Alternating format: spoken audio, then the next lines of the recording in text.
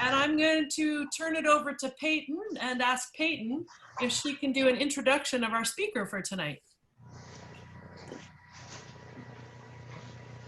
Go. Yep, come on, let's go.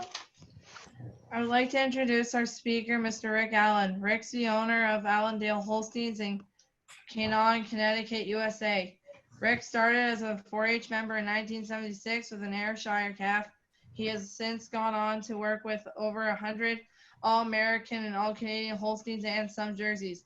He has bred numerous bulls in AI, including Atwood and Aftershock. He also owns the reigning Royal Winter Fairs Supreme Champion, ID Winbrook Lindsay. Thank you for taking the time to speak with us tonight, Mr. Allyn.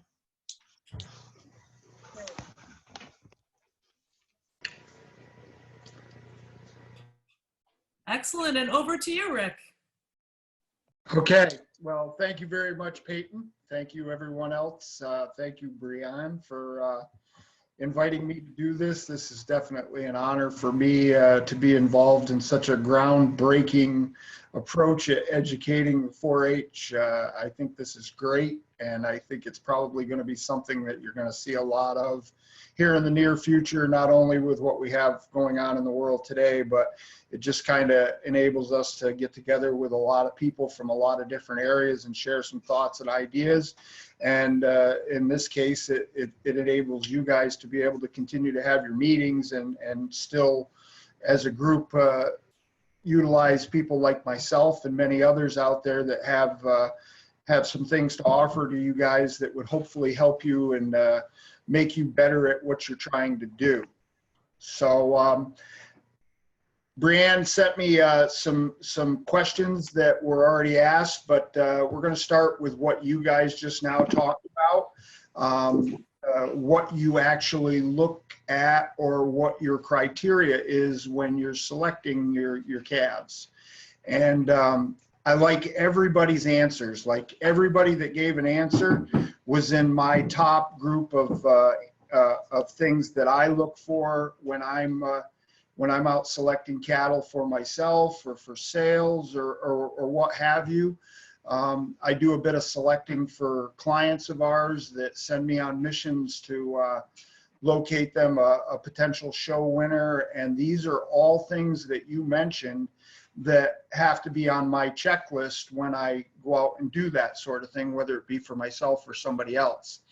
But there is one thing that I think two people touched on, and it's my #1 criteria when I'm out selecting, and that's healthy.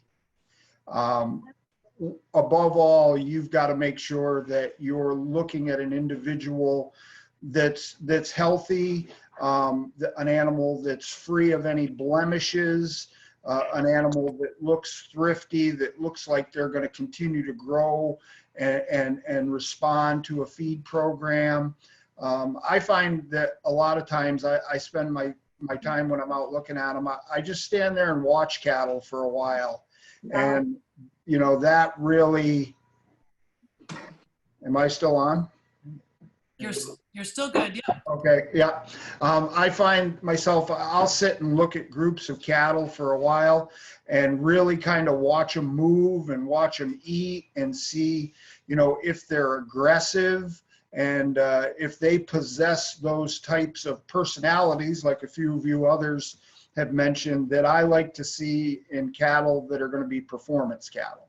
And ultimately, that's what you guys are looking for, is you're looking for an individual that can perform at whatever level it is that you're looking to compete at. So if anybody's like, well, what's that mean? You know, like I'll watch a group of 3 or 4 calves in a pen, and I'll see which calf is the one that's in the bunk pushing everybody around, trying to get the most feed, the most, you know, whatever.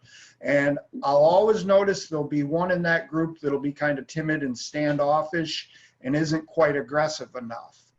And in my experiences, those cattle tend to always be that way unless you put them by themselves, which I don't recommend, because competition is a good thing amongst livestock. They drive off of one another. And I find that calves that are really competitive, that are really aggressive, make great show calves, show heifers, whether it be for 4-H'ers or for a guy like me, because I can push them to the level that I need to push them at so that they maintain and obtain ultimate potential of what you're looking to develop in an animal.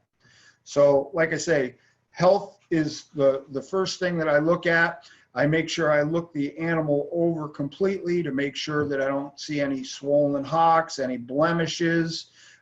You need to be really careful when you're looking at cattle. Like, I mean, you really want to analyze every aspect. If you see animals that have runny eyes, runny noses, watch the animal breathe. If you see an animal that labors when they breathe, that tells you right there that either that animal is sick at that point or that animal has been sick respiratory wise at a certain point in their life where they may have what we call scar tissue or things like that that is going to hold them back. An animal that's a chronic pneumonia calf or has had chronic pneumonia in their lifetime, they don't tend to grow as well. They don't perform the way you want them, and they're also subject to getting sick, you know, when they're under stress.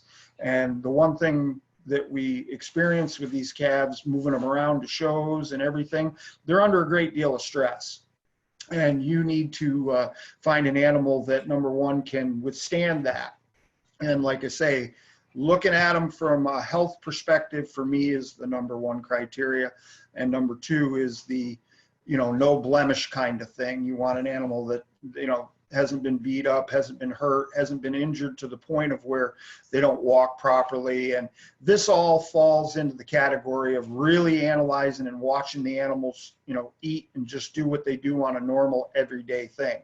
Now, if you're purchasing an animal from a sale lineup, you'll definitely want to see the animal out on the walk so that you can see all angles of the animal to make sure that there's no type of blemish or the animal doesn't walk with a problem from an injury or something like that. But if anybody has any questions as I'm speaking, don't be afraid to stop me and ask the question. It's a lot easier to answer the question as we're going. So if I'm going too fast for anybody, or if I'm saying things that you don't understand, don't be afraid. Just stop me right in my tracks and I'll go into depth on any of this stuff. So the other thing, the second criteria I have, conformation.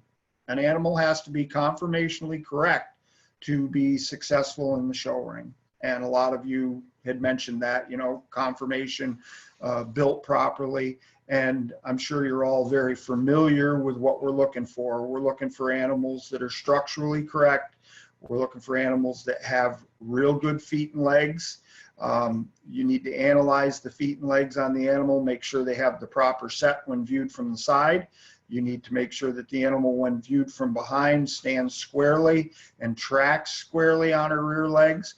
You also need to pay some attention to the front legs. I've seen people that have bought animals that are really correct, but when you walk around in front of them, they tend to toe out or they're a little bit too narrow chested. These are things that you all can pick up on prior to, you know, investing or starting a project and finding out later on that maybe you picked the wrong thing. So these all fall under conformation criteria for me. Hard top. They need to be hard top. They need to be strong in their loin. They need to be high in their chine, and they need to be level or down a bit in their rump.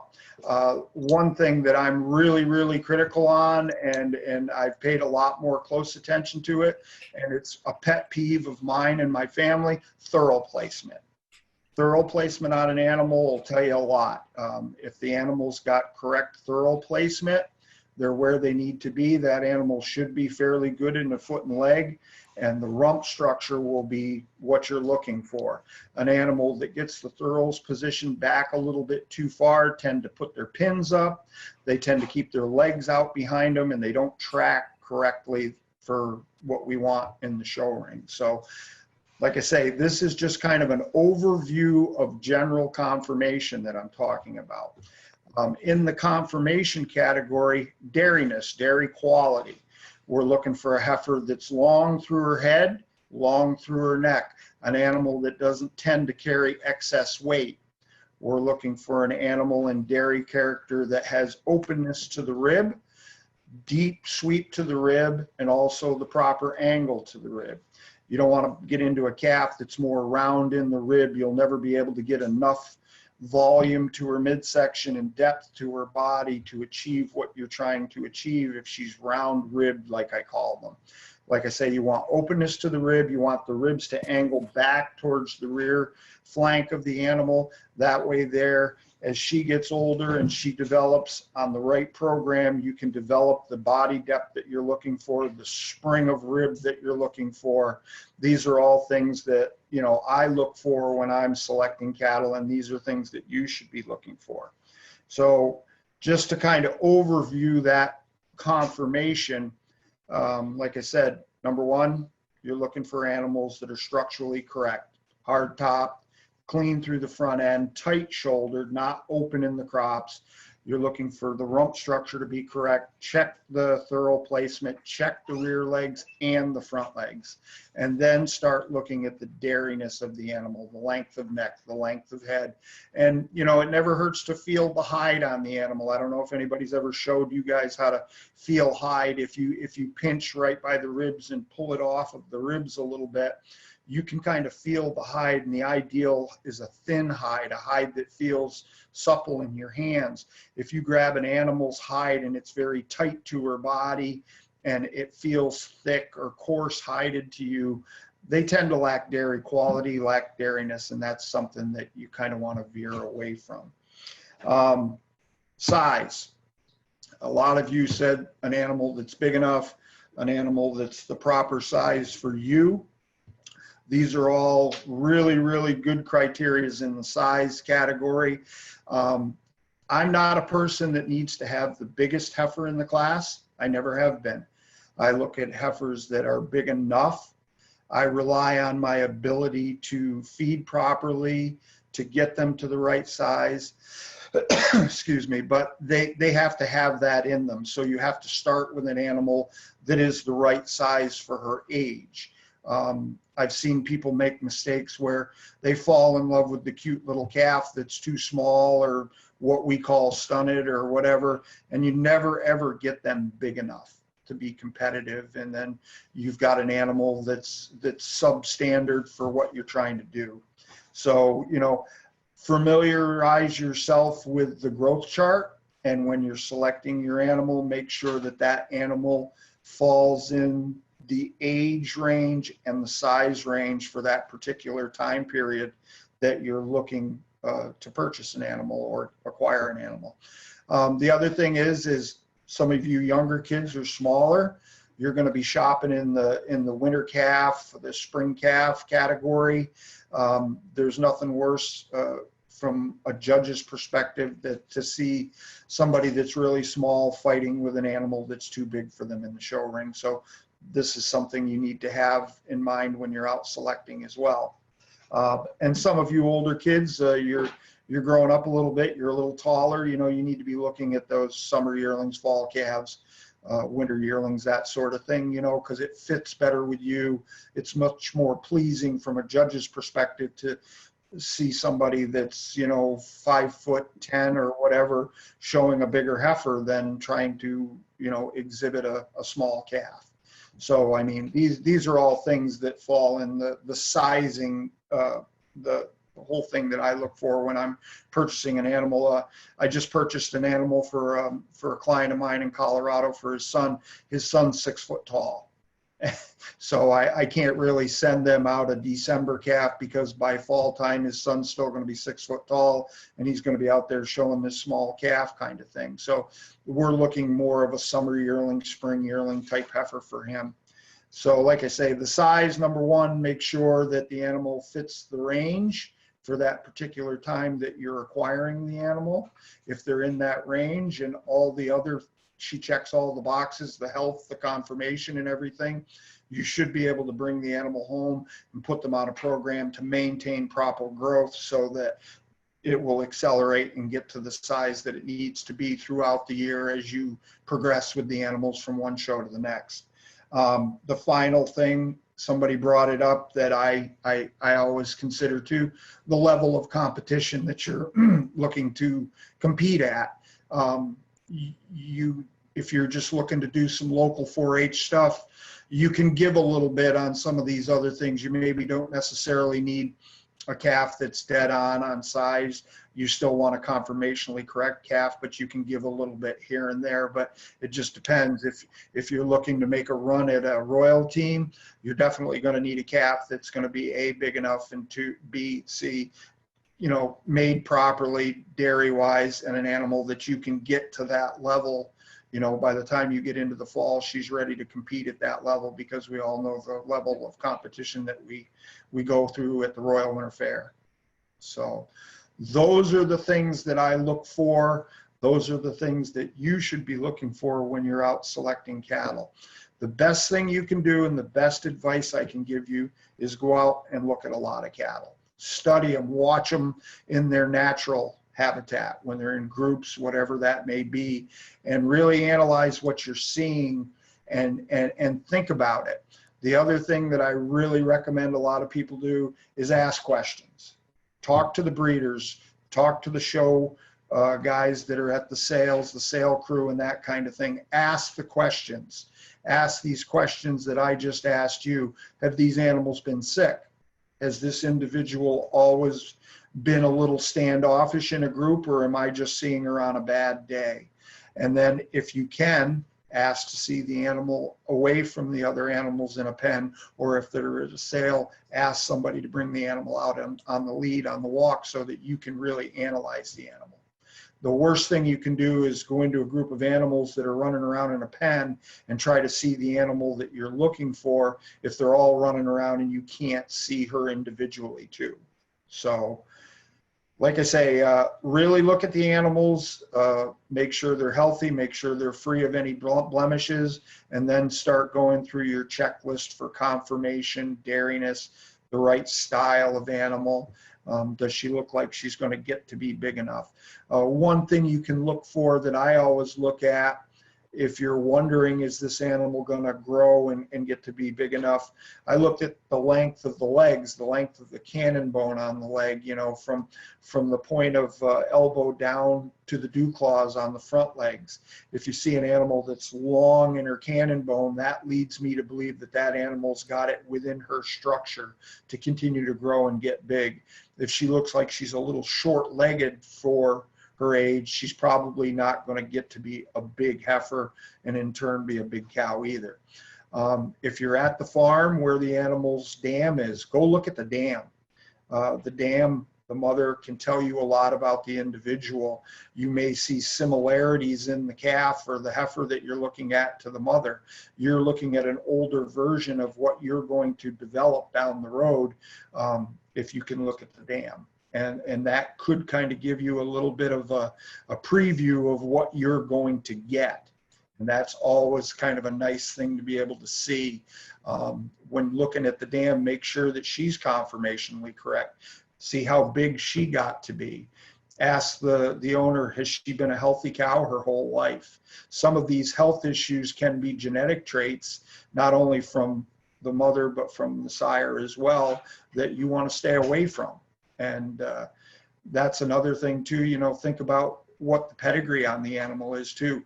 The outcome for you, what is your outcome with this animal? Are you going to keep her as a herd member and develop her and develop a cow family from her? If so, you're going to need to have pedigree, because pedigree is something you can always fall back on, and it leads you to believe that I can breed individuals within my herd that are going to excel and be better than what I already have at home.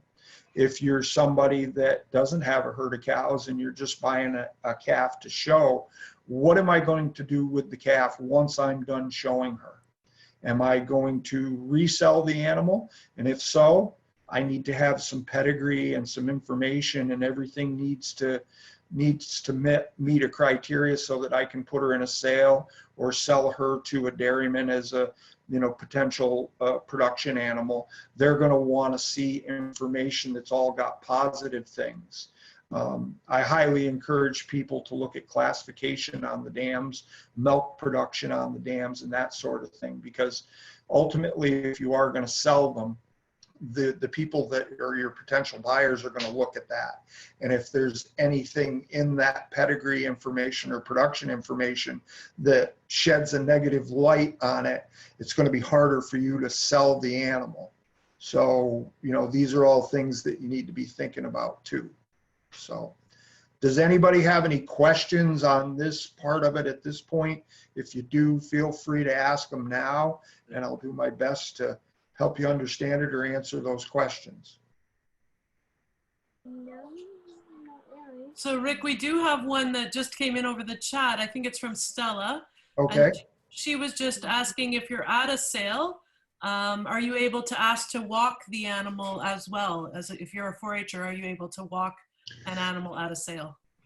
I think you'll find that a lot of the sales staff and the sales that people go to, if the situation is right, I'm sure they'll allow you to do that if you ask them and you explain to them that you're potentially purchasing this animal for a 4-H project and you want to get to know whether that animal has the right attitude that cooperates with you, kind of thing.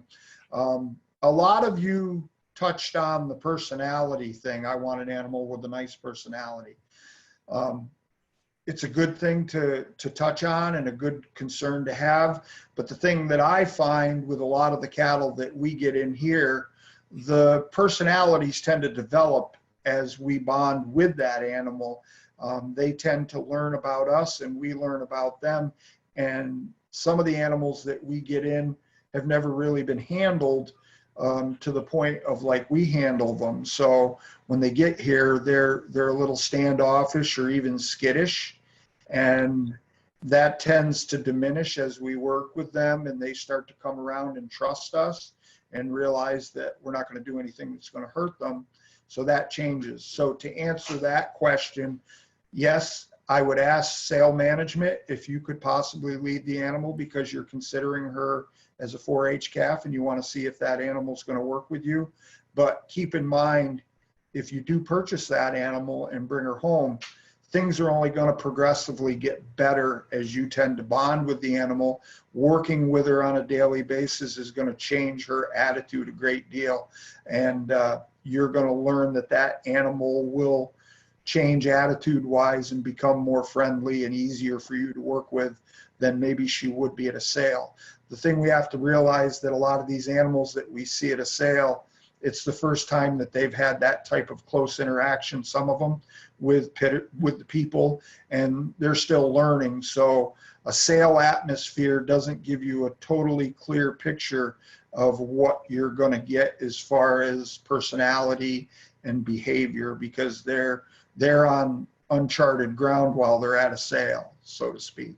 So, but that's a really good question, and I certainly would highly recommend that if that's something that you're concerned about when you're at a sale. You want to ask if you can handle the animal, by all means. I know when I'm at a sale, I tend to walk up and put my hands on the animals while they're tied up. If an animal's, is really skittish and moves away from me, I kind of give her a little bit of credit that she's just nervous and that sort of thing.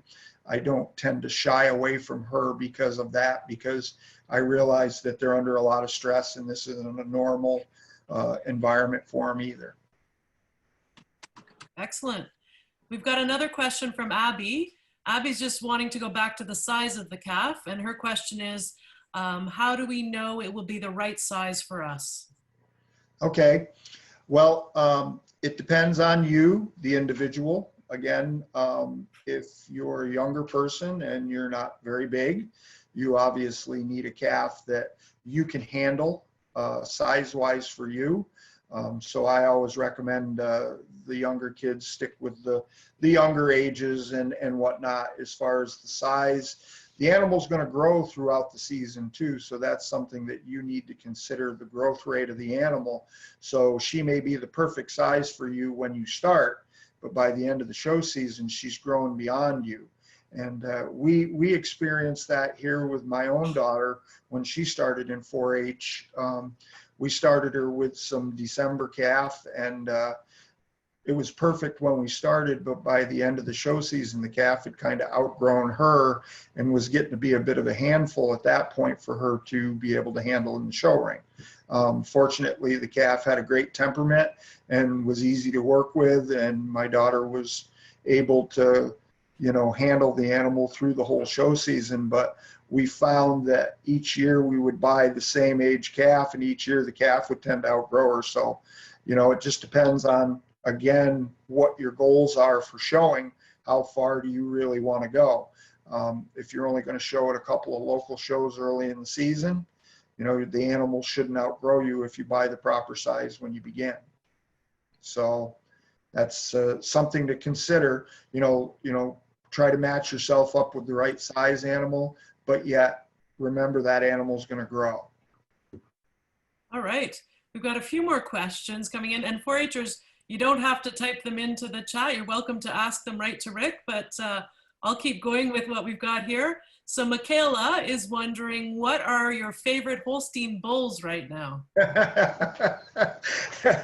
I'm just wondering if we could maybe hold that one off till the end. Is that all right? Just to kind of keep on track, because I think, and maybe I'm over speaking here, but I think Rick has kind of got a chronological order of how he was gonna do tonight, to like kind of get into some halter breaking and things like that. Am I overstepping there, Rick? Or no, not at all. Yeah, by all means, I'll gladly give everybody my philosophy on bulls and breeding. I've never been shy when it comes to that. I kind of figured that question would come from some of the older kids, and if it's all right with Michaela, if we could hold off on that one, because I know there are some other kids here that are chomping at the bit to ask some more questions kind of like that. So if that's all right, maybe just to kind of keep on track for some of the younger ones, because I know there are some other really good related questions too. Jenny, that's totally fine. We've got another one here ready to go. So Rick, would you give, this is a question from Clarissa, and she's wondering, would you give a 4-H'er credit for leading a calf that's too big for them at something like the Royal? I would if she was actually handling the animal properly and able to present to me or whoever the judge was the animal to the best of her ability and bring out the best in the animal. We forget a lot of times as showmen, we think about a lot of other things, but the number one criteria is you need to be able to present that animal to the judge at her best. The animal's best. You need to bring out the best of the animal. You need to be able to keep her together. You need to be able to move her at a pace and at a level that the judge can see all of the good parts of the animal and actually bring out the best in the animal. I've never, as a judge, held it against a smaller person showing a larger animal if they were able to do so. I have, though, in fact, discriminated against smaller people that were in the ring with bigger animals that were basically out of control just because they didn't have the ability, the size, and the strength to be able to control the animal. So I definitely give anybody all the credit in the world.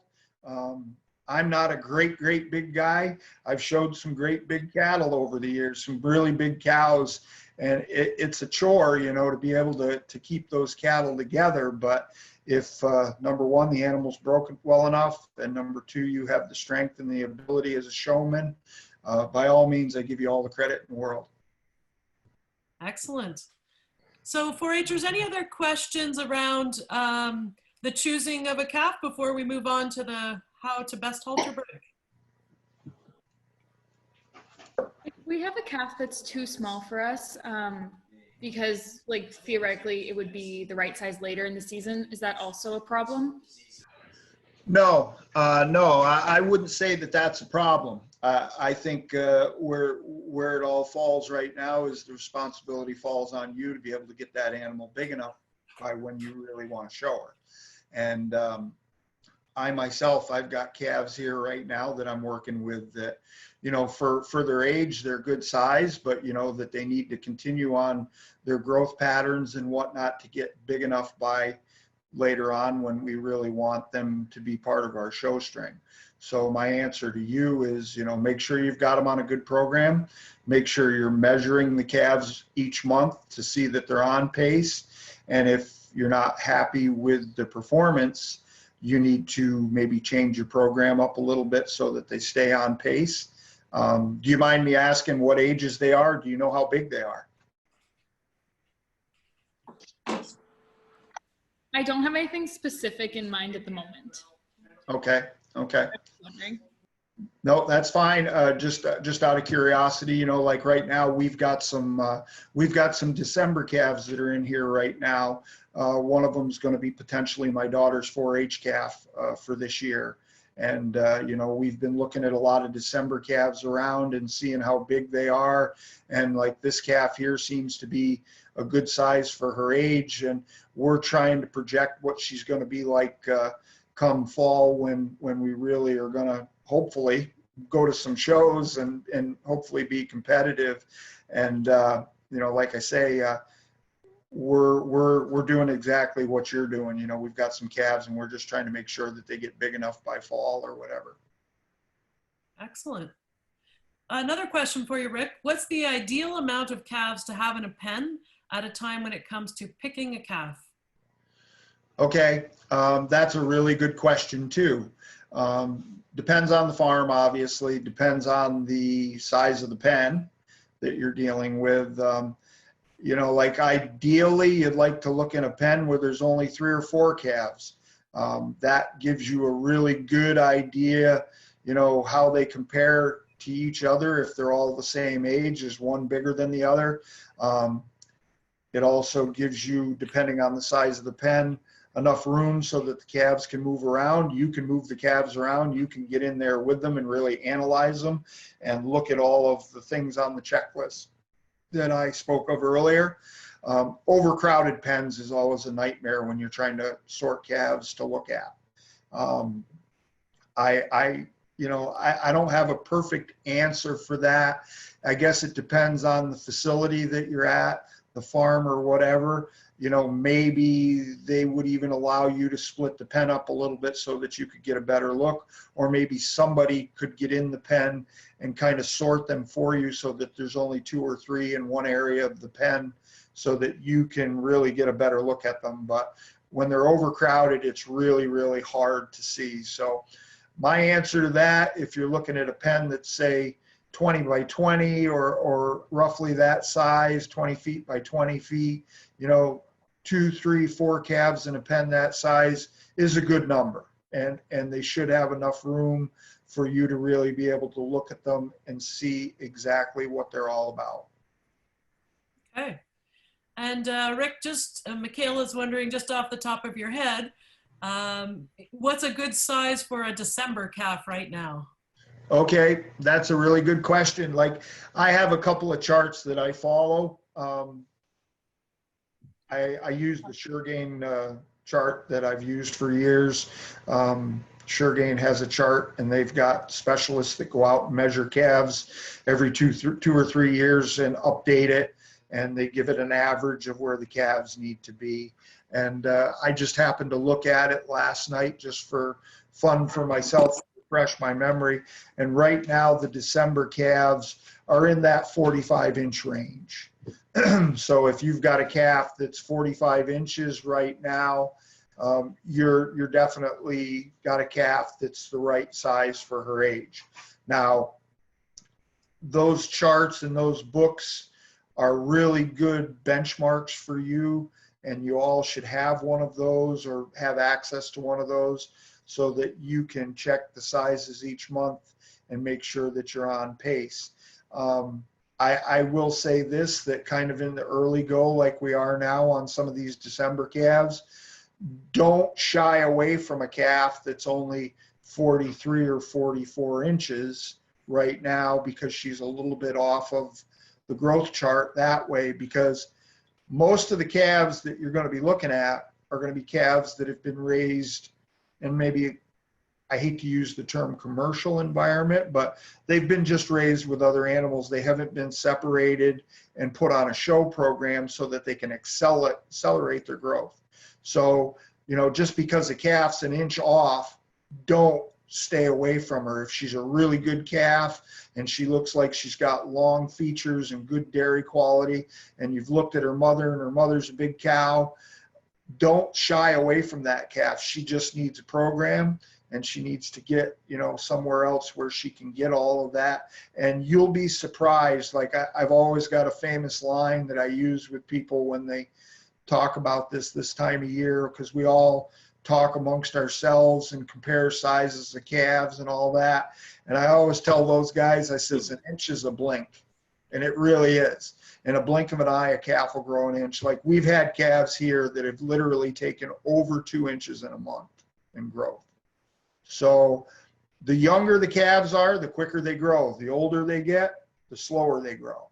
So these are all things that you need to keep in mind. And like, if you've got a December calf right now that's 45 inches, you're right on target. You're right in the game.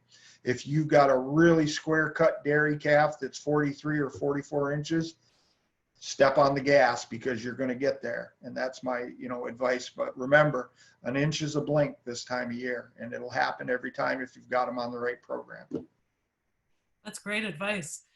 The Jersey people are piping in and wondering if you can give us a sense of, for a Jersey December calf, what size they could be. Unfortunately, I'm not as familiar. I tend to call a lady up in Canada a lot and ask her how big they need to be when I see a good Jersey. So maybe, Brianne, you might have a little more insight on the Jerseys, and I apologize for that. No, that's okay. I saw the like question come up. I saw the question come up, and so I knew I was gonna probably get tagged. And I'm gonna be brutally honest. I know there is a chart out there for jerseys.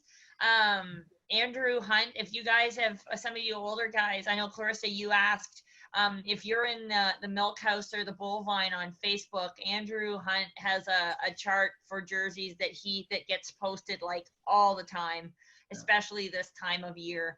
And that's a good place to start. And the one nice thing about jerseys is that, I find it to be very true, and I think Rick will probably agree with me on this, is that size matters even less in the Jersey breed. So it's you definitely pay attention to it, but it is less of an issue in the Jersey breed. So that's one nice thing about the little brown cows. I just sent Justine to grab my phone because I've got the chart on my phone, but we'll continue here, and I'll just kind of keep scrolling and look for that chart so I can give you the answer. So Jersey December calf. Excellent. So Rick, why don't we jump over to maybe the halter breaking conversation, and you can talk to us a little bit about that, and then we'll go back to any questions anybody has after you talk about that. Sure. For me, like the halter breaking thing, I'm maybe a little bit unorthodox in what I've heard some other people talk about when it comes to halter breaking their calves and that sort of thing. For me, I tend to let the calves get settled in really well here before I start a project like that. I want the calves and the heifers to feel comfortable around me. And if I feel that they're at that point where they trust me and they're comfortable around me, moving around them and that sort of thing, that's when I start the procedure and breaking them to lead. And I really don't even start by breaking them to lead. I start by haltering them. And the first thing we usually do is tie them up and we work around them. Like here, the first thing we tend to do when we get them home is we let them settle in. We let them get used to their new environments, make sure that they're eating properly and all that, make sure they're drinking enough and everything so that, they're comfortable first. First and foremost, they got to feel comfortable. They got to feel safe, and they got to trust you.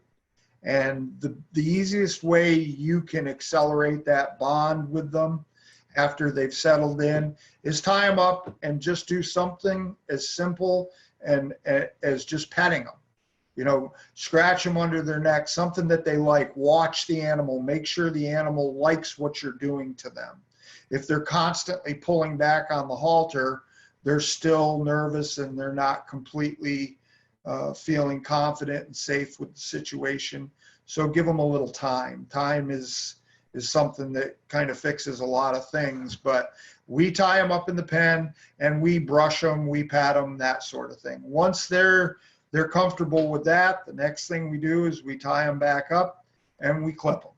And usually the clipping experience with animals that have never been clipped before really kind of changes everything for them. It's a big transition for them. You know, they're tied up, they can't get away from you. You're running clippers over their bodies, things that they've never experienced before. And that really kind of takes a little bit of the fight out of them. And as long as nothing goes wrong during that process, they build a little bit of confidence with you, and it makes them even feel better after they're clipped off. So once we've achieved that, the next step usually is we start leading them in the pens. And I do this with a rope halter. I don't go to the show halter at this point. I tend to lead them around the pen and not really necessarily show lead them. Just get so they will move with you on the halter. Get so they'll stop with you on the halter when you want them to stop. Once you've got that part down and you feel that that animal isn't going to do something like bolt away from you, or you can't get them to go or whatever, once they're comfortable walking in their home, their pen with you, then the next step is to take them out of their pen and start working with them at that point. And here again, I'm still not trying to show lead them at this point. I'm just trying to get them to walk with me, feel comfortable walking with me. I'm not worrying about things like pace. I'm not worrying about length of stride, anything like that. I'm just walking with the animal and seeing that, you know, they feel comfortable walking with me with the halter. And little by little, they tend to start to walk at a normal pace with you. They start to kind of get the same pace that you want them to walk with. Originally, you may be walking way too fast and you need to keep slowing them down. But little by little, as I slow down, they'll slow down. Then at that point, I can start things like turning around and trying to show lead them, walking backwards with them, getting them to start and stop when I want them to start and stop. Other thing is, at that point, you're going to reach up and you're going to grab some throat, something that they've never experienced, and that could change a lot of things, or they could not even care that you do that. And we all know that pulling throat when we're showing is a key part of it, and it's something that changes the whole look of the animal through the head and the neck, and it's something that you need to do. So like I say, these things, slow process at this point, because you're trying to get the animal to trust you. You're trying to train the animal to do the basic things like start, walk, and stop. And once you've got that to the point of where you're comfortable with it, then turn around and start the process of trying to show lead them. And once you're comfortable with doing that with them, it's something that I like to do at this point almost on a daily basis. As we get further into the conversation, I'll talk to you about other things that I have thoughts and beliefs on, about over practicing and that sort of thing, because I've seen that before too, where kids and people just tend to, it's the same old grind and they get sick of it and they tend to, what I call sour. You sour the calf. So if you're comfortable with the animal and you're ready to start show breaking her to lead the way you want her to lead in the ring, then it's time to go get your show halter. And you need to get a show halter that's fit properly for the animal. You may need to adjust the halter. You may need to get a smaller halter. You may need to get a bigger halter, whatever depends on the size of that animal. You need to make sure that the nose band is properly fit in the area that you want it to be. It needs to be in the middle to the lower part of the bridge of the nose. It needs to be able to come around to the side of the face so that it fits properly. It's not too big, it's not too small, because these are all things that are going to affect the performance with you being able to lead the animal properly. The halter needs to be comfortable on the animal's head. So once you have that established, you've got the right halter, it's time to head out with the calf and practice the show leading part of it. I recommend leading the calf forward at first, getting her used to that. Pull some throat while you're walking forward at a slow pace. Turn around and lead the calf slowly, walking backwards while pulling throat. Stop the calf, set the calf up. Practice the setup. Make sure that when the calf is learning to stop, You can get her as close to what you want as a setup. Anticipate the calf's steps as you're leading her into that position of stopping her. Watch the calf, how she places her feet. Short strides, long strides, depends whatever you need to do so that she sets up properly when you want her to stop. Then you can make your adjustments on her. And for the first few times, you're going to start doing things like pinching her tail head down, reaching back, pinching her loin down, whatever it takes, so that she's used to all of these movements that you're going to be doing with her once you're at the show. These are all things that need to get done at home and way ahead of the time when you're going to be taking the animal to the show. The worst thing anybody can do is start the halter breaking process too late and trying to rush it. Because if you rush it, it's never, ever going to end good. You're not going to be able to achieve what you're looking to achieve, and you're not going to be able to present the animal properly once you're at the show. So give yourself lots of time. Like I said, start the minute you get the animal home. Start letting her get used to you, settle into the environment that she's in, get comfortable in her environment, and get her used to you working on her, touching her, brushing her, clipping her, whatever it is, and then start working in the pen with her on the halter before you start moving out to an area where things are all new, and she's going to have moments where things startle her or spook her because she's never been there before. And these are all normal things that that calves go through when you're trying to break them to lead. So do we have any questions to this point?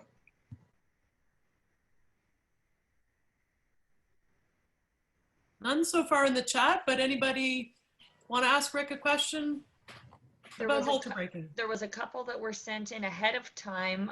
Chloe, you had one I think would be appropriate to ask right now. I know Chloe's was, and I know there was a couple other, I don't know if Sonia and Rachel are still on. They had one sent in. I don't mind asking them on their behalf if they don't want to, but Chloe, are you there? Yep, I'm here. You want to ask your question? Sure, yeah. So basically, like, mine was about, like, how to teach them to hold their head up. Okay, excellent question. It starts right from the beginning.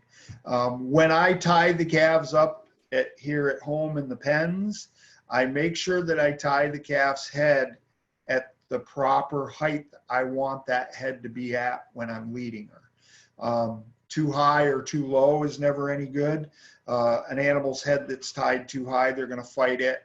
They're going to pull back. It's not comfortable to them. Too low, obviously, it'll have the other effect, the opposite end of the spectrum. But if they're used to being tied properly, once you take them out on the halter or work with them in the pen on the halter, that's the time to make sure that the head carriage is at the proper height. And if you're not sure yourself what it looks like, I highly recommend having somebody else look at you with the animal and tell you, yes, the head carriage looks proper. If they're not sure, take a picture with their phone and show it to you what it looks like. That way you can look at it and see whether you need to raise the animal's head, lower the head, drop the nose, anything that makes it look the way you think it needs to look once the animal's in the ring. I highly encourage people to have other people watch them when they lead their animal and give you their opinion.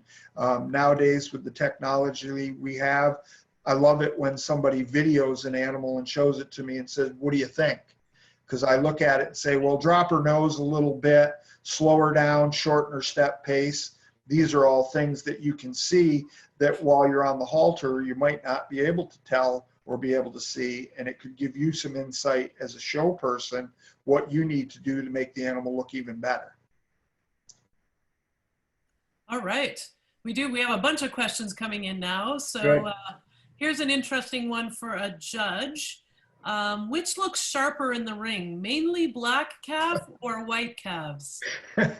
That's a really, really tricky question.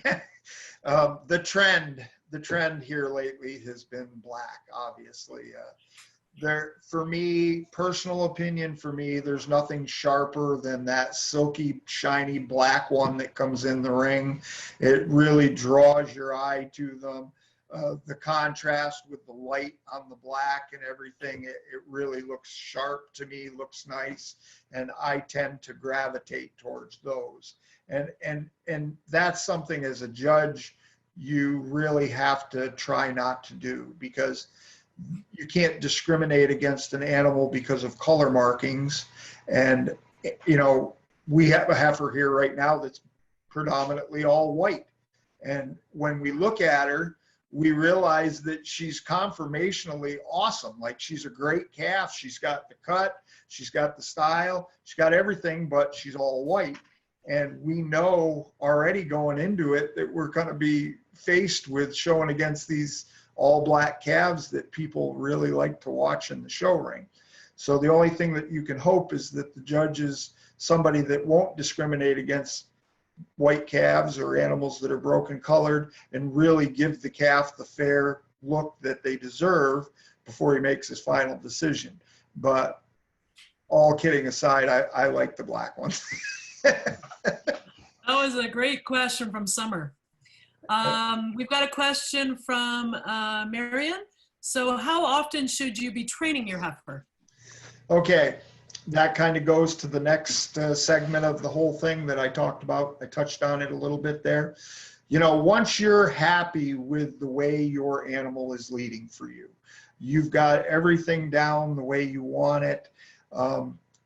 I've seen people that do what I tend to call over practice. And they feel that every day at 2 o'clock, they need to put the halter on the animal and take her out and lead her in the same area that you've led her every day for the last month. And all of a sudden, everything's going good. And then one day, the calf, you bring her out, you start your whole procedure with her, and you're not happy with the way she's performing. She's not what I call, she's not feeling it that day. And you're wondering why, because you've worked so hard and you've practiced so hard with her, and today she's just not giving it to you. And you're like, what am I doing wrong?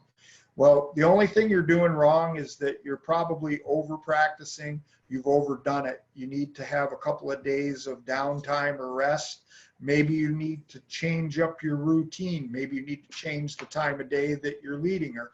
Maybe you need to go to a different area to lead her, something new, something else for her to look at, something else for her to get used to. And I encourage that, because when we get to shows, we're basically taking them in areas that they're not used to. And a lot of animals have adverse reactions to strange areas, strange sounds, things that they're not used to seeing around home, things that you haven't introduced them to.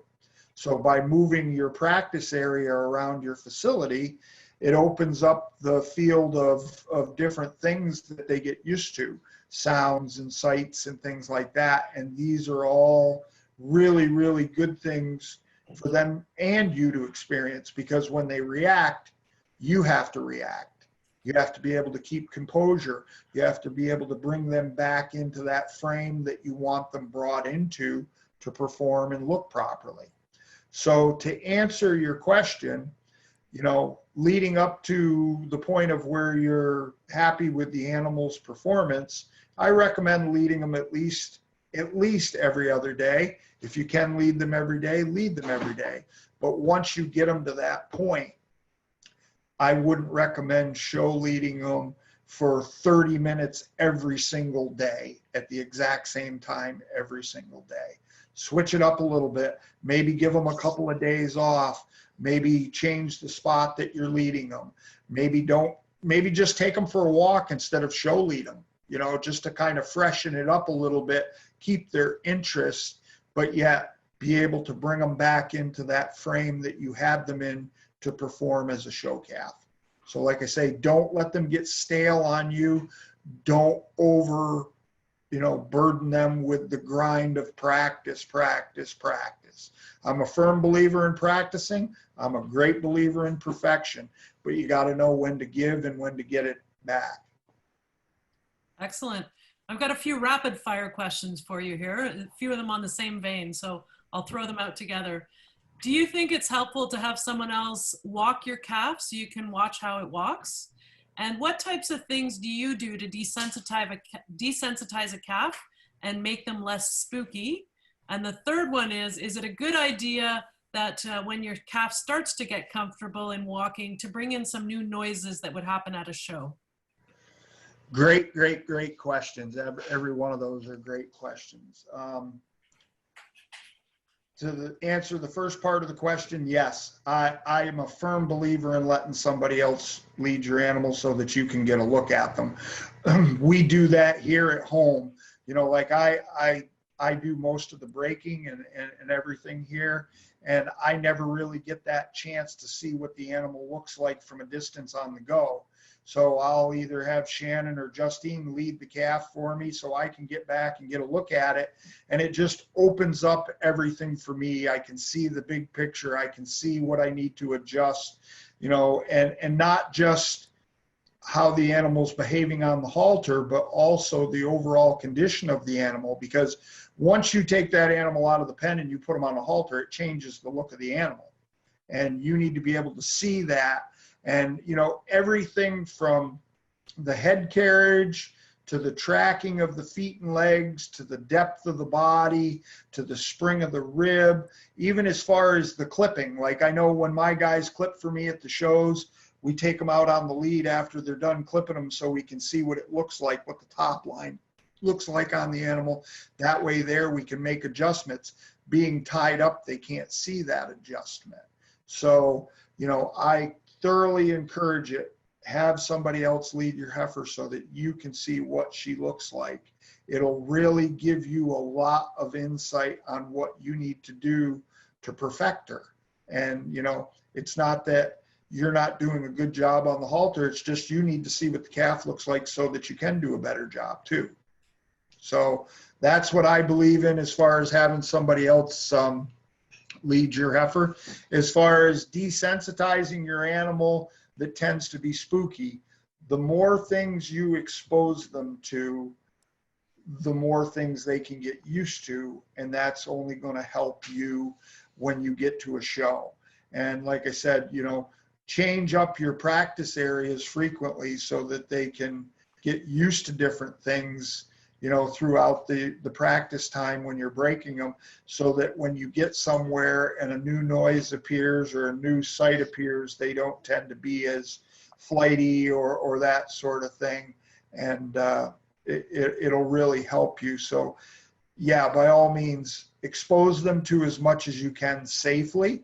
On these green heifers, as I call them, heifers that don't have a lot of experience, expect the worst when something like that happens. Like if a loud noise or a car drives by or whatever, expect them to be frightened. And at that point, you need to have a game plan as what you're going to do to react to be able to contain the animal and bring them back into the frame that you want them in to get through that moment, because it's kind of an experience for them and you as well. So you need to be prepared for anything at that point. And what was the third part of the question? It was about introducing noises that might come up at a show. Yeah. Like I say, the more things you experience with them at home are the fewer things that you'll have to experience with them at a show. Unfortunately, you're not going to be able to capture every little noise, but the more you expose them to, the less reaction you'll get from them when they are experiencing things that they've never experienced before. But like I say, the more they get familiar to, the more comfortable they'll be when they're at the show or, you know, wherever. Sonia and Rachel had a question that was submitted there to Rick earlier, and I apologize, Chase is in the background here, but their question was, what do you do, how do you work with a calf who's quite stubborn? And I know a lot of us who are on farms and have access to tractors and skid steers and things like that, we'll tie them on a gate and tie them to the tractor and use that. And so their question was, do you have any tips or tricks when that is not an option? Yeah. Honestly, I've never used a tractor or skid steer in my life. I never have, and I know a lot of people do, and they've had success with them. for me, it's one of those things where I've seen people utilize those when they have to break large groups of animals quickly. So it's an option to put 4 or 5 of them on a gate and go with them and whatnot. I always worry about the safety aspects of it because I'm that way, but in some situations, it's the only answer. If you don't have that option or you don't choose to use that option, I highly recommend, like I said, starting in the pens with them is the safest way to start with them. The other part of that is if you have somebody that can help you always, with that animal that is stubborn. We've had a few of them here that just didn't want to go. And, it's frustrating. You've put all this time and effort into them and they won't lead properly. And you're out there pulling and tugging and you're just not getting anywhere. At that point, you need to have somebody help you, maybe prod them along from behind. Try other things like step to the side. Sometimes if you're in front of the animal, they don't like to go forward. If you step to the side, they tend to be able to see a little more and they'll move forward for you. But I guess the answer to that question is don't give up. Don't let them see that they're winning on a situation like that because that's what they want. You need to have somebody help you a little bit and, try some different techniques. Maybe try a different area. Maybe that area that you're working with that animal right then and there is too traumatic for them at that point. Maybe they're not ready to be in that area. They don't feel safe enough to be able to, move freely. So, nothing worse than a calf that won't lead. I've been a judge where kids have brought animals into the ring that were prepared impeccably. And they got in the ring and just locked up because they didn't like the whole situation. And it's so frustrating for a person to watch somebody young that's put that much time and effort into it and the animal won't lead properly. So I guess my only answer to that is get somebody to help you, push the animal along, prod the animal along, do whatever it takes, step to the side maybe a little bit till that point they get over it and maybe try a different area. And maybe it's you at first, maybe somebody else on the halter, maybe somebody a little bigger, a little older, a little stronger can get that animal to that point of where they feel comfortable leading on the halter, and then you can resume once they've got that problem figured out. All right, and we have one more question for you. This one's pulling on your judging experience. So as a judge, what is the first thing you see when someone walks in the ring that will put them instantly in the bottom half of the class or the top half? So as a judge, the first thing that I see as a judge when the animal comes in the ring and the showman, I'm looking for neatness and cleanness. If I see an animal that's dirty, if I see an animal that's got lots of staining and that sort of thing, it really kind of puts me off of her right away. If the leadsman is sloppy, isn't dressed, properly, shirts aren't tucked in, I guess it's just me, but the last thing I want to see is pant legs tucked into boots and that kind of thing. I'm a little old fashioned when it comes to that. I'm not a big fashion trend kind of guy. So I like to see a leadsman that's neat and an animal that's neat and clean. If I see things that are to the opposite of that, it tends to put me off a little bit. Excellent. First impressions mean something. First impressions mean everything. They really do. There you go. Here's another question from Sarah. Do you have tips for exposing the calves to new things if where you're working is really quiet? Okay. Yeah, like what we do here, because we kind of have a quiet environment around here, believe it or not. The other thing that you can do that's worked really well for us is we tend to bring more than one animal out at a time. If you have the availability of another person that could bring another animal out and lead with you, it's always good to let them experience that, because that's what they're going to experience when they get to the show. They're going to be in a large group of animals in their classes, and they need to get used to being on a halter, leading properly with other calves around them doing the same thing. So if you could do that, have another person bring another animal out, even if it's not an animal that's going to the show, and maybe it's not even broke perfectly, but at least it's out there with you on the halter. Your calf's going to start to get used to that. As far as other things, if you're in a quiet environment, get somebody to make a little noise around you while you're working. Start up a tractor in the distance. You know, move some buckets around. Anything that you can do to create noise in a situation that animal may experience while they're at a show is going to be all good things. But that's a great question. And I guess my answer to that is it takes two people to kind of create a situation or a scenario that you want to create for the animal to get used to. Okay. I've got two more questions here, and then maybe we'll give you then a chance to give us some closing comments and go back to the Holstein Bulls question. So two more quick questions for you. Mitchell was wondering, he's struggled with getting to the end of the year and the calves always having ringworm by the big shows at the end of the year. So is there anything you do in advance to try to avoid that, or is it just lucky or unlucky? Yeah, it's always sad when you see somebody that's worked so hard all year long with their calves and their heifers, and you know they haven't gotten the ringworm and that sort of thing, and you're getting right down to the point of where you're ready to compete at the better shows, and then all of a sudden your calf breaks out with ringworm. And I don't know what the rules are in Canada, whether you can actually bring them on a fairgrounds or not, but here in the US, the health inspectors will turn you away if you show up at a show with ringworm, or what we call live active ringworm.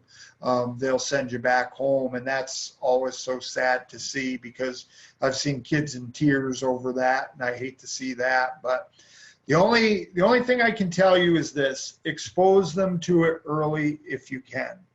And what I mean by expose them, if you've got another animal in the farm that's got it, maybe put them with that animal or near that animal for a period of time so that you feel that they've gotten it. If there's a pen that you know has had cattle in it that have had ringworm, put your calves in there early on so that they get it and get over it. If there's a halter that you've used on an animal that's had it, if you've got clippers that you've clipped an animal that had ringworm, the minute you get your animal home and you've got lots of time, clip your animal with those blades, because those blades seem to spread it as much as anybody. I know we've had that happen here, and it's frustrating, but this time of year is a great time of year for them to get it, because you've got time for them to, you know, get over it. You can treat them for it this time of year to hopefully accelerate the healing and get them past that, because once they've had it, they shouldn't get it again. But this is the optimum time for them to get it, if there is a time like that. And like I say, we've had animals that have gone all show season long that have never gotten it, and then when we finally got back home in the fall, they break out with it, and we're just grateful that they didn't get it during the show season. And then we've had those that never got it until the last minute, and you know, it just kind of came up out of nowhere, and we were in the situation where we had to make the decision whether we were going to leave the animal home for fear that we'd get her kicked out of the show or not. So it's a struggle. I get it. I feel you. It's not a place to be when your show calf gets ringworm. Exactly. So the last two questions, I promise. So one quick one. Does it make a difference, this is for a judge perspective, and I guess maybe a father of daughters, does it make a difference if you're a girl and you wear your hair down or up? That's quite a question. I mean, for me as a judge, I really go back to the neatness part of it. If you can present yourself in a neat manner, your hair is not in the way of you doing your job on the halter and causing a problem for you. You know, if your hair is falling in your face while you're showing and it's constantly a bother, and you're worried more about your hair and you're flicking your hair back and all that, to me, that's just too much going on, and you need to address that problem. If you're somebody like my daughter who can wear her hair down and it's not an issue, it's not a concern. But first and foremost, it needs to be neat. It needs to look good. I'm not there to judge you as much as I am the animal, but yet it's a total package thing, and it all needs to be going on. It all needs to be neat. It all needs to be clean. So if you can get away with the hair down situation and do it well, go ahead. If it needs to be pulled back, then it needs to be pulled back. Excellent. So I said we only had two more, but now I have the last two, I promise. That's fine.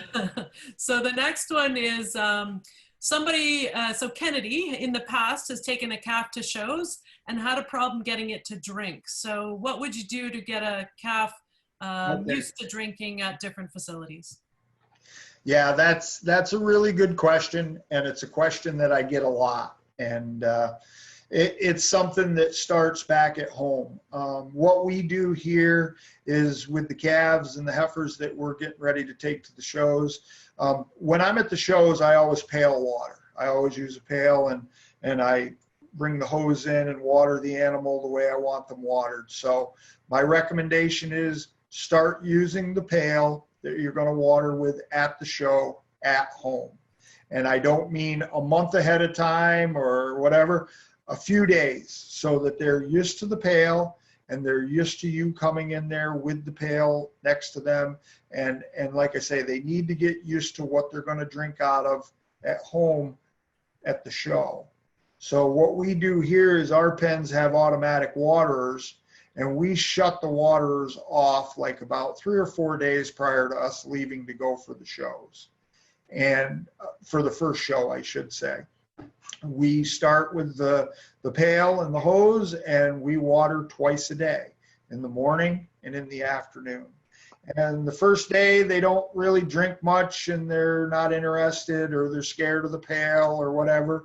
And you're like, well, that was a waste of time. Well, by the next day, they're starting to get thirsty now because their automatic waterers aren't on. When you come with that pail, they're starting to show some interest.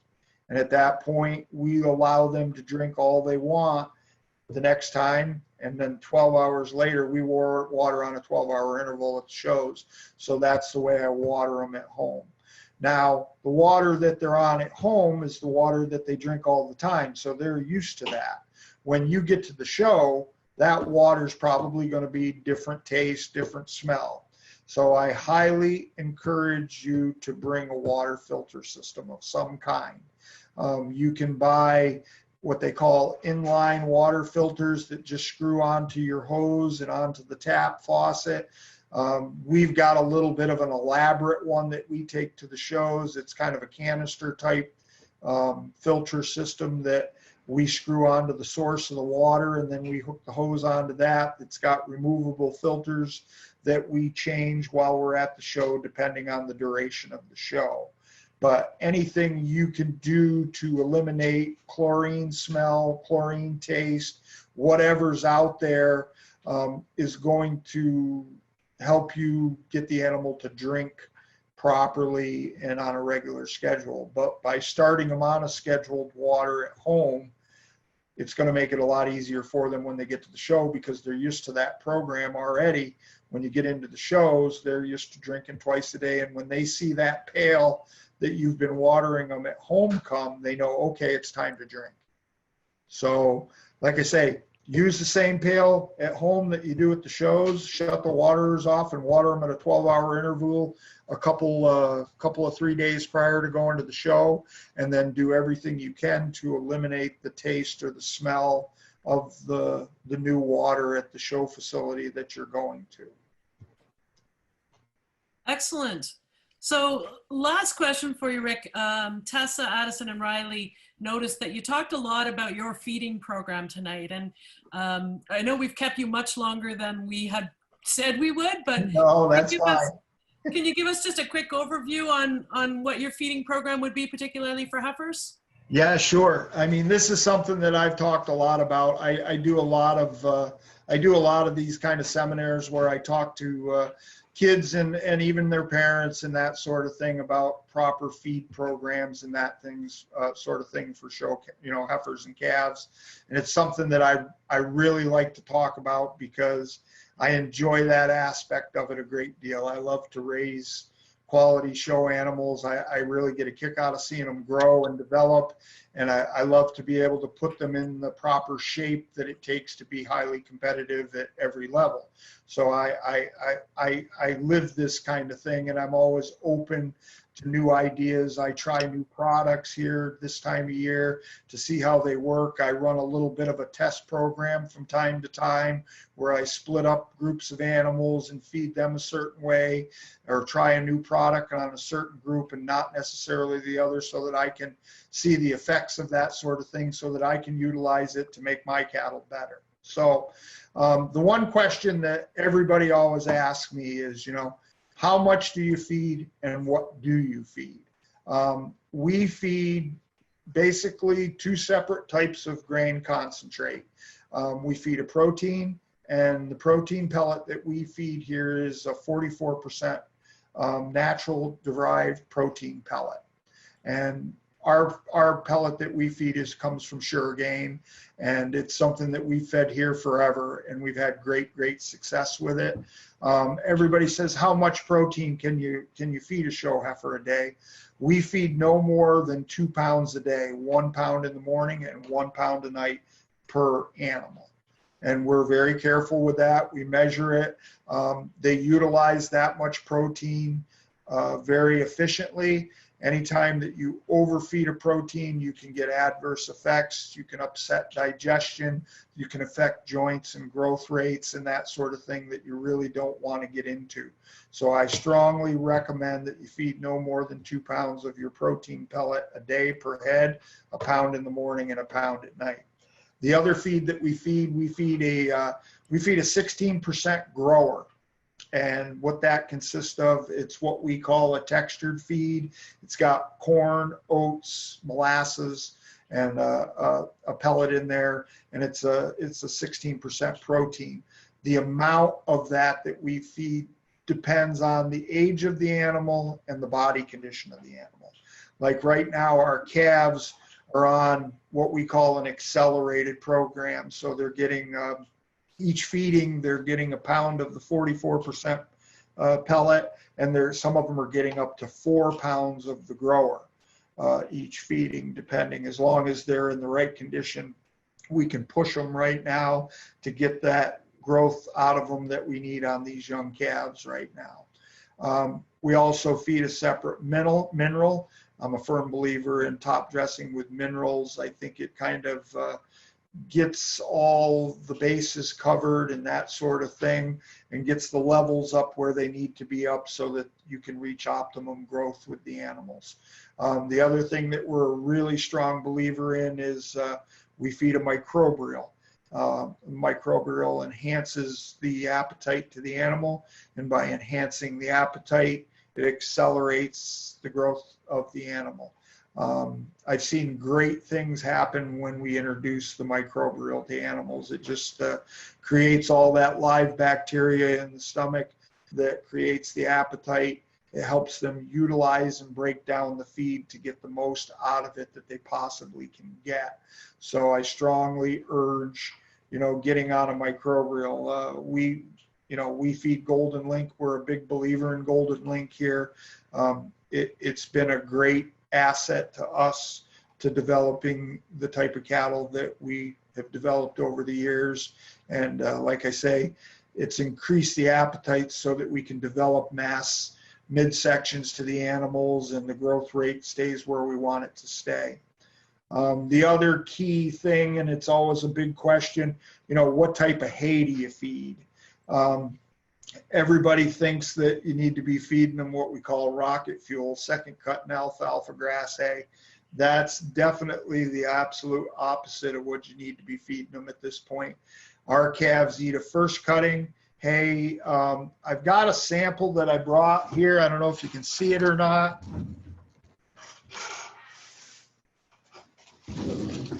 maybe I can show this to you or not without making a big mess here in Shannon's office. It's a long stem, first cutting Timothy based hay. And what I mean by long stem, it's cut about, 6 to 8 inches long. It's Timothy, it's dry first cutting. And the protein on that is quite low. It's about a 12% protein. And basically what it's for is it just helps develop rib on the animals. The longer the hay that they intake, the more rib you're going to build on these animals, and that's something that you need to do. If we get into hays that are more lush, higher proteins, it tends to work against what we're already feeding them for a protein, and we see that things like manure tends to loosen up and that the animal isn't developing the rib that we want because it's not staying with them. It's going through them. So you want to keep your protein level on your hay down around 10, 12, no more than 14%, first cutting, dry, long stemmed hay. We feed a couple of different kinds. We get a Timothy brome mix, but most everything that we get is a Timothy grass mix. And we, according to the individual, tend to feed pretty much a free choice hay intake diet here. Unless we get an animal that's maybe getting a little bit overdone, tends to get a little bit, too much rib and belly, then we'll go to 2 or 3 time day limited hay amount. But I've never really had one lately that we've had to do that. If everything else is going the way you want it to and they're growing properly and they're getting the exercise and everything that they need, you can pretty much keep them on a free choice hay type of a thing, and you'll get what you want out of that. Once you get to the shows, if you want to use other types of hay to develop a fill or get them filled on show day, then you can start worrying about feeding a second cutting or a more lush type of hay just to increase the hay intake that they're going to do in a period of time so that you can get them full to walk into the show ring with that fill that you're looking to achieve so that they look their best. But the other thing that we do here on a regular basis, and we're really big believers in with our feed program, is a regular deworming program. I'm a firm believer that you've got to keep these animals pretty much free of parasites as much as you possibly can so that, everything that you're putting into them, they're getting maximum out of so that they utilize it to grow and develop. If you have an animal that's got parasites, they're not going to ever meet their total performance because you're feeding parasites instead of the animals. So I recommend we do 2 types of worming here. We do a paste dewormer, and then we do also a pour-on dewormer. And I tend to rotate from one to the other. We do that probably 4 to 5 times a year. So if you're not deworming your animals, I suggest you do that on a regular basis. That's something I recommend everybody does when you get your new animal in. Once you've got the animal in and she's on your feed program and everything, make sure you get her dewormed because that could change a lot of things for that animal quickly for you. A lot of these animals that we buy, due to economics or just time restrictions, they don't get them dewormed when they need to. You buy an animal and you bring her home and she's not really gaining like you want her to. Probably it's because she's got parasites and you need to get her dewormed right away. You'll be really surprised within a couple of weeks the change in the animal once you've dewormed them. So, but that's kind of an overview of what we do here and how I feed my cattle. If anybody has any questions or want me to go into any more depth on any part of that, feel free to say so. But go get yourself a protein pellet that's in the range of 38 to 40% protein. Get yourself a grower that's in that 16 to 18%. Get your hands on some minerals, get your hands on some microbials and deworm your heifers and you'll be off to the races. And make sure you feed the right kind of hay. don't get into the second cuttings, the alfalfas, that sort of thing. You're never going to be able to develop the animal on that type of hay that you're wanting, and not with any great results that you're looking to get. Excellent. That is really helpful. I think we're getting the chance to learn from the best tonight, so we really appreciate it. I'm glad to do it. And, you know, even after this, if anybody has questions, feel free to reach out to us through Brianne or whatever, you know, look us up on Facebook or whatever you like. We have an Allendale Holstein page on Facebook. If you have any questions or anything, or, you know, shoot me some pictures of your calves and give me your opinion. I'll give you my opinion and tell you what I think you should try to do. I'm always there to help. I really enjoy seeing somebody meet their success, because I know how much goes into this, and I've got a great passion for this. I've always had a great passion for developing cattle and showing cattle, and I love to talk to people about it. I love to see other people's cattle, and I like to bounce ideas off of other people to try to, you know, get things where they need to be. So don't be afraid to reach out to us and ask any questions in the future. I think, Rick, you've got about 45 4-H'ers on the line, so you are going to, I imagine you're going to get a lot of hellos at next year's Royal. Well, I always welcome that, you know, and one thing I've noticed over the years, you know, like some of the kids are really shy to come up to guys like myself and others, you know, and talk to us at the shows. I love it when kids come up to me and talk to me at the shows. I like to talk with them. I like to hear what they're doing. I like to give them my ideas, and you know, I've always enjoyed talking about showing and cattle with anybody of any age. So, and I think I speak for a lot of the guys in the business, you know, kids tend to be a little bit shy around us guys. I learned from some of the best in the business growing up. I was very fortunate. I had at my access some guys that were, you know, frontiersmen in the industry, and I was very lucky to have their ear, and they helped me with great progress over the years. And I always felt like I wanted to be able to give that back to the youth. And don't ever feel scared to come up to me. Don't ever feel that your question is a silly question or whatever. The only question that's silly is the one that isn't asked. And don't be afraid to come up and ask us, guys, because that's what we're there for. Fantastic advice. So maybe, Rick, if you can give us your any parting thoughts and your advice on the best Holstein bulls to make the best heifers in the business, and just to end us off. Yeah. Well, no, I'm good. As far as the bull thing goes, I mean, it's a really funny subject, you know, especially these days with genomics and all that kind of things that plays into it.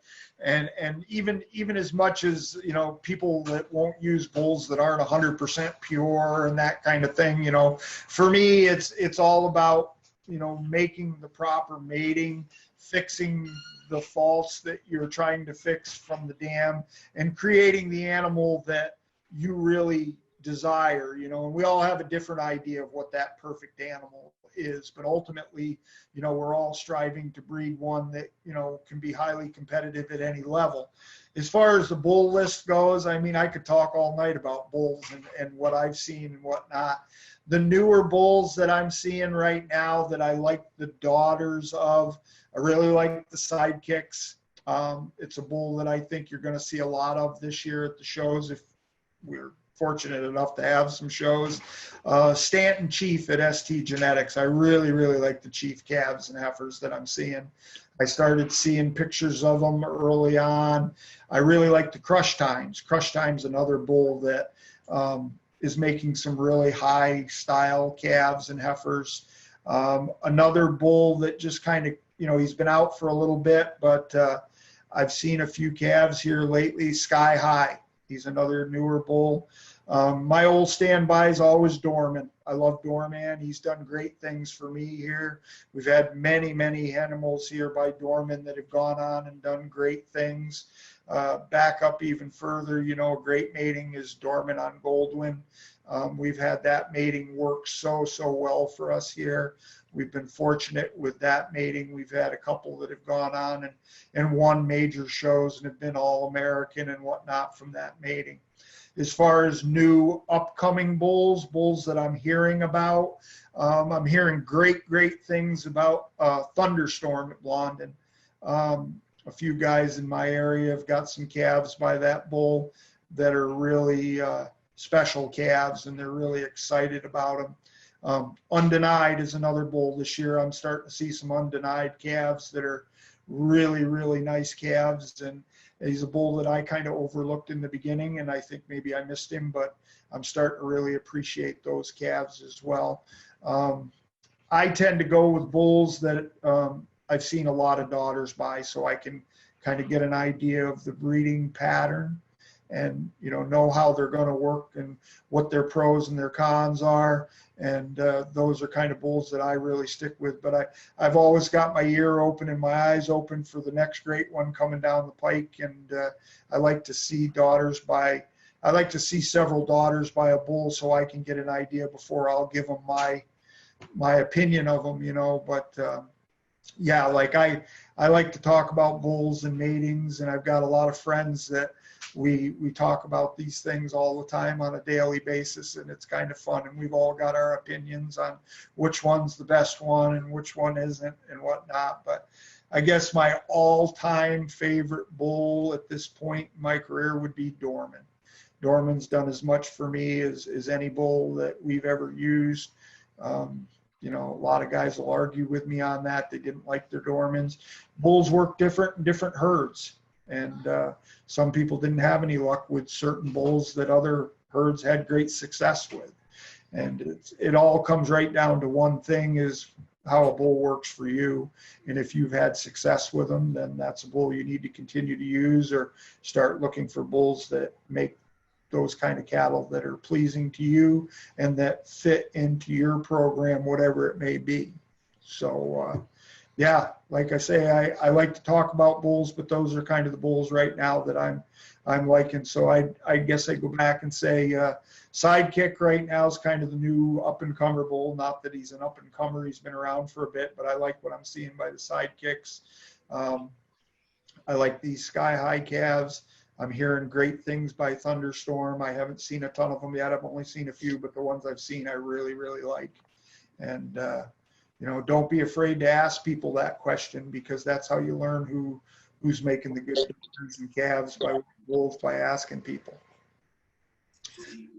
In closing, I guess what I would say to you is, we're all in this thing trying to achieve the same thing. We all like to win.